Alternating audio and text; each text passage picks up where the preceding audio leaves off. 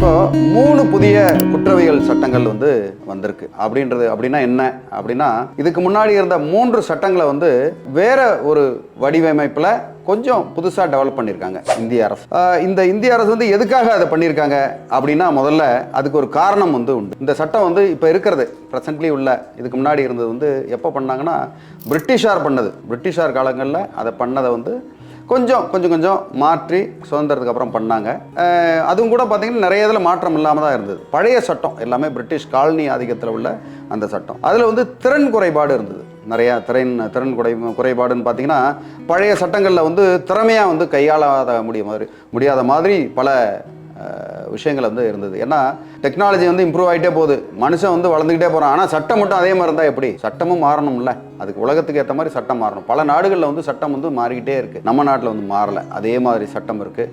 ஆனால் மற்ற குற்றங்களும் மற்ற விஷயங்களும் மட்டும் அதிகரிச்சுக்கிட்டே இருக்குது. வித்தியாசமான வகையில் அதுக்கேற்ற மாதிரி அதை ஈடு கொடுக்கறதுக்காக தான் இந்த புதிய சட்டங்கள் அதுக்கப்புறம் தாமதமாகுது. சட்டங்கள் டிலேட் ஜஸ்டிஸ் டினைட் ஜஸ்டிஸ் சொல்லுவாங்க. தாமதமான சட்டம்ன்றது அவங்களுக்கு நீதி இல்லைன்னு தான் அர்த்தம்.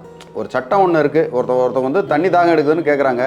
அவர் இறந்ததுக்கப்புறம் நீங்கள் வாயில் தண்ணி ஊற்றுனீங்கன்னா எப்படி? அதை மாதிரி தான். அதனால் அது வேஸ்ட். அதனால் தாமதமான ஒரு நீதி அதை மாதிரி ஒரு தவறான விஷயம் உலகத்தில் எங்கேயுமே நடக்கக்கூடாது. ஓகே, புதிய சட்டத்தின் நோக்கம் என்ன அப்படின்னு பார்த்தீங்கன்னா, நீதி வழங்குவதில் வேகமாக நீதி வழங்குறது ஒன்று.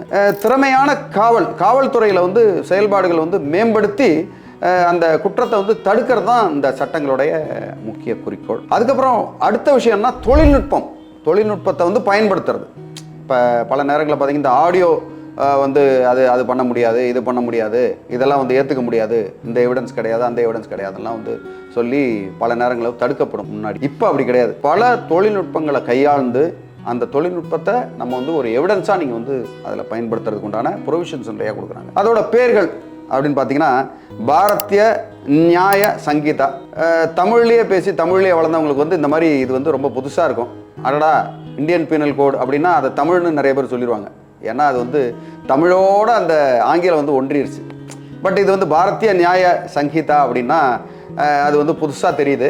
அது வேற ஏதோ வேற்று மொழி மாதிரி தெரியுது. பட் அதை நம்ம ஒரு பேரை மட்டும் பார்க்காம அதுக்குள்ள அடக்கி இருக்கிறது என்னன்றதை நம்ம பார்த்தோம்னா அதில் உள்ள பல நியாயங்கள் நல்லவைகள்லாம் நமக்கு புரியும். பாரதிய நியாய சங்கீதான்றது இந்திய தண்டனை சட்டத்திற்கு மாற்றாக கொண்டு வரப்பட்ட இந்த சட்டம் பல்வேறு குற்றங்களுக்கான தண்டனைகளை மற்றும் நடைமுறைகளை வரையறுக்கிறது. அடுத்து இருக்கிறது பார்த்தீங்கன்னா, பாரதிய நகரிக் சுரக்ஷா அப்படின்ற அடுத்த பேர். இதே மாதிரி குற்றவியல் நடைமுறை சட்டத்துக்கு மாற்ற கொண்டு வரப்பட்ட இந்த சட்டம் குற்ற வழக்குகளை விசாரிக்கும் நடைமுறையை வரையறுக்கிறது. அடுத்தது பாரதிய சாட்சிய அபிநயம் அப்படின்றது இந்திய சாட்சிகள் சட்டத்திற்கு மாற்றாக கொண்டு வரப்பட்ட அந்த சட்டம் நீதிமன்றங்களில் சட்டங்களை ஏற்றுக்கொள்ளும் முறைகளை வரையறுக்கிறது.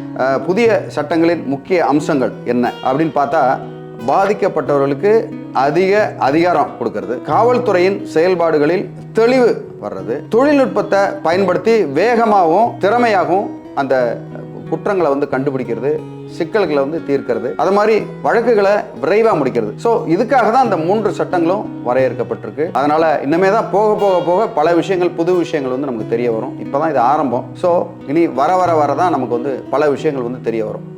அதை நடைமுறைப்படுத்தும் போது தான் இந்த சட்டங்கள் எப்படி நமக்கு பயன்படுது, அதனால நன்மைகள் என்ன, தீமைகள் என்னன்னு போக போக போக தான் தெரியும். நாங்கள் பார்த்த வரைக்கும் அதில் அதிகமான நன்மை இருக்கிற மாதிரி தான் தெரியுது. அது மாதிரி அந்த பெயர் மட்டும்தான் வடமொழியில் இருக்க தவிர மற்ற விஷயங்கள்லாம் நம்ம சட்டங்களை முன்னேற்ற மாதிரி தான் இருக்கிறதா என்னோட அபிப்பிராயம், என்னோட ஒப்பீனியன். மேலும் இது சம்பந்தமான சந்தேகங்கள் ஏதாவது இருந்ததுன்னா என்னுடைய தொலைபேசிக்கு நீங்கள் அழைக்கலாம், வாட்ஸ்அப் பண்ணலாம், எனக்கு இமெயில் பண்ணலாம், இல்லை என்ன நேரில் கூட நீங்கள் சந்திக்கலாம். ஸோ உங்களுக்கு வேறு ஏதாவது உதவி தேவைப்பட்டால் என்ன அணுகலுங்க. நன்றி, வணக்கம்.